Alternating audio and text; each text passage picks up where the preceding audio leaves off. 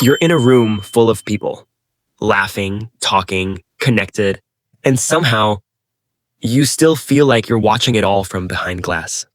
You smile at the right moments, you say the right things, but something quiet inside you keeps asking, why does this feel so far away? You're not antisocial. You're not difficult. You actually care deeply about the people around you. And yet, at the end of the night, you go home and feel more alone than when you arrived. Here's what most people don't know about that feeling. It isn't a flaw. It isn't loneliness in the traditional sense. For some people whose minds work a certain way, it's almost inevitable. You are not broken. You are not too much. And you are not alone in feeling alone. The kind of mind that sees patterns others miss. And that thinks several layers deeper than the surface conversation. That feels the weight of things most people walk past without noticing. That mind carries a particular kind of isolation. Not because something went wrong, but because of how it processes the world. Your brain isn't broken. It's just operating on a different frequency. And sometimes, finding someone tuned to the same station takes longer than you'd like. The first thing to understand is this. Highly intelligent people often struggle with what psychologists call intellectual intimacy. The feeling of being truly known through your ideas, your curiosity, your inner world. Not just liked, not just accepted, actually known. Most conversations stay at the surface. Weekend plans, weather, what someone saw on TV. And there's nothing wrong with that. It's how humans bond quickly, lightly, safely. But for someone whose mind lives deeper, those conversations leave a quiet hunger unsatisfied. You walk away thinking, we talked for an hour, and I still feel invisible. It's not arrogance. It's not impatience. It's a need for depth that often goes unmet, and the loneliness that gathers around that unmet need. There's something else happening underneath too. People who think deeply often feel things deeply. The two travel together more often than not. Heightened sensitivity, intense emotional processing, a nervous system that picks up on more than most people around them seem to notice. This creates a strange double experience. You understand people very well. You read rooms, you sense tension, you pick up on what goes unsaid.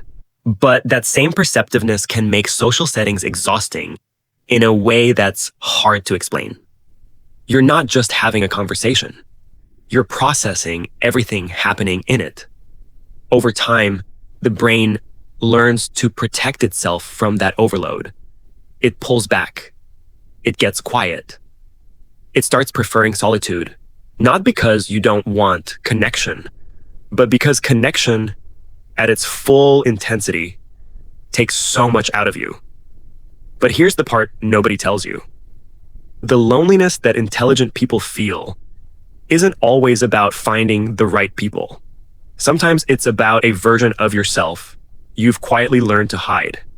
When you've spent years sensing that the full complexity of your thoughts makes others uncomfortable, when you've watched people's eyes glaze over mid-conversation, or felt the conversation steer away the moment you went somewhere real, you start editing yourself. You learn to fit into spaces that were never quite built for you. And here's the painful truth inside that. It works. The editing works. People like you more when you're smaller. You become easier to be around, more palatable, more socially successful, by some measures. But the parts of you that were hidden don't disappear. They just stop being seen. And a version of you that's not fully seen is a version of you that's always a little bit alone, no matter who is in the room. This often shifts with age. In childhood and adolescence, difference is dangerous. The instinct to hide, to adapt, to perform normalcy. It comes from somewhere real. The social world at those ages punishes what it doesn't understand. But as people move through adulthood, something slowly changes. The urgency to belong to every room fades. What begins to matter more is belonging to the right rooms, fewer connections, but truer ones. The loneliness doesn't disappear, but its meaning shifts. It becomes more like a compass than a wound. What this behavior is actually doing, the withdrawing, the editing, the preference for solitude, is regulating something essential. An overstimulated mind needs somewhere quiet to go. Solitude isn't loneliness. For many people, it's the place where the noise finally stops and they can hear themselves think. It's a kind of homecoming. The inner world becomes the safest room in the house, familiar, predictable, undemanding.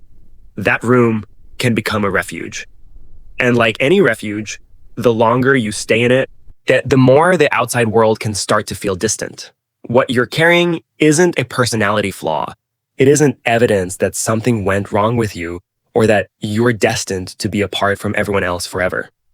It's the natural experience of a mind that processes deeply, feels intensely, and needs connection that matches that depth.